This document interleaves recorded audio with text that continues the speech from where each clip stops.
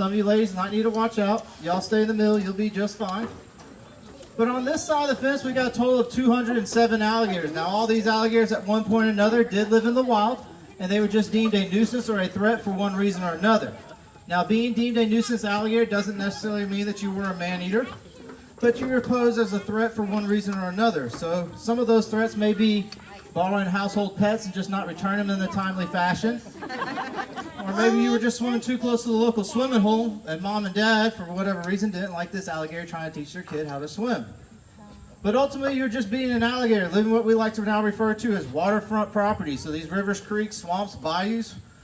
So instead of them becoming your overpriced boots, shoes, or wallets, we decided to bring them over here where they get to chase us around for the rest of their life. Sounds pretty good, right? But as you can imagine, size is important for a couple different reasons. One, let's just face it, the big guy gets the girls, the food, and pretty much whatever else he wants, right? But believe it or not, it doesn't take a very big alligator to ruin your day. So what I mean by that is like an alligator, like that alligator right there walking away with that pair. That alligator right there is about 6.5 feet, maybe 7 feet. That alligator produces a bite force of around 400 to 500 pounds. Now that may not seem like much. Probably some of you fellas are used to working out with that weight back home, right? Maybe. But it just so happens that your arms and legs begin to break at 450. So that little alligator right there could easily create for quite a bad day. If you got bit on the leg, he'd probably say a 4-letter word like ouch. But it wouldn't be necessarily the end of the world. But then once we jump up to 10 feet in length, which my man Tag's right here in the middle, he's right here getting upwards of close to 11. This alligator produces a bite force of around 1,800 to 2,000 pounds. Now sometimes you'll hear that term PSI thrown behind it to make it sound more impressive. It's actually quite the opposite. So 2,000 PSI is like you sign your name to a piece of paper, the tip of that ballpoint pen. That's about 2,000 PSI.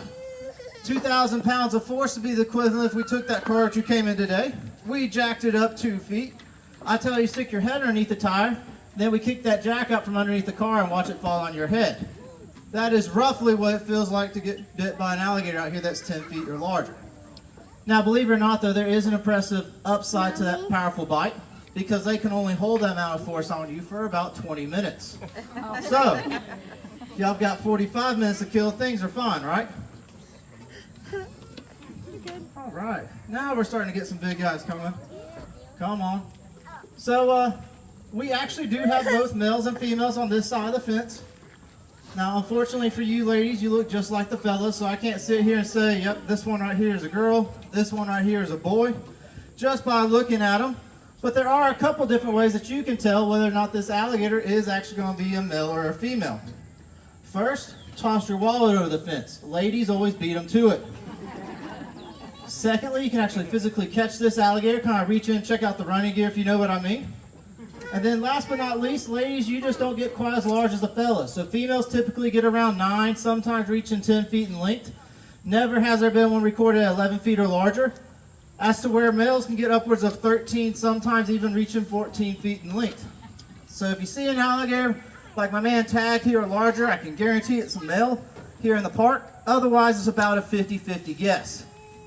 Now, ladies, don't get discouraged with that news, though, because what y'all lack in size, you make up for in what we like to refer to as temperament and attitude.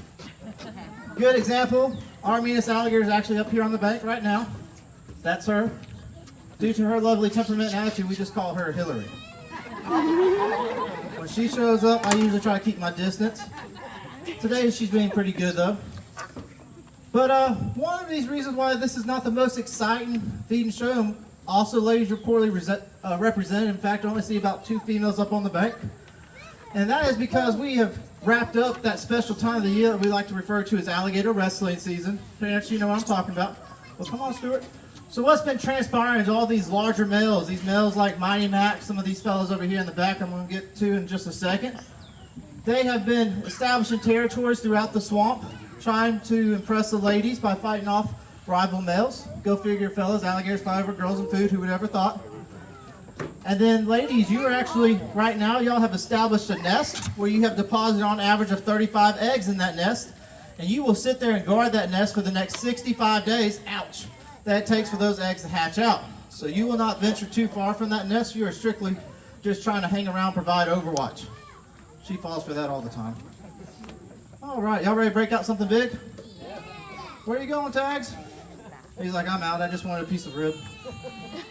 All right, let's see what we got over here. Trying to find where all my good bones are at. Might have to make all the way back across.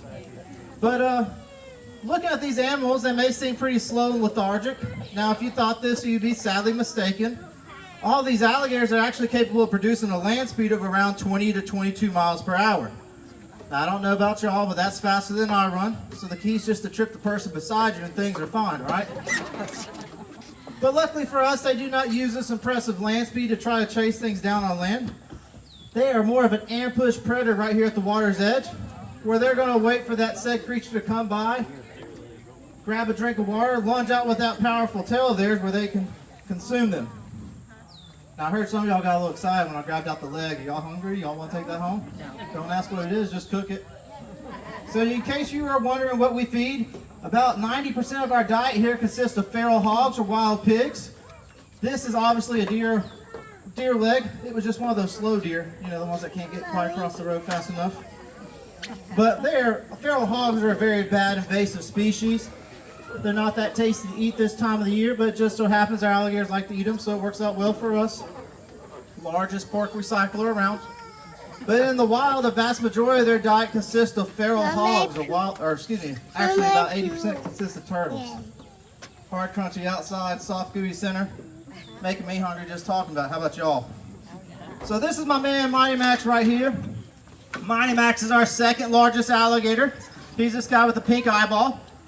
Now he is actually a pretty laid back alligator, so once he gets done eating that leg, he'll have that fuller stomach. I'm going to get him to open up that mouth nice and wide again. I'm going to stick my head in for pictures, so y'all get ready. I'm just kidding, guys. I went to college. Would have been cool though, right? Ouch.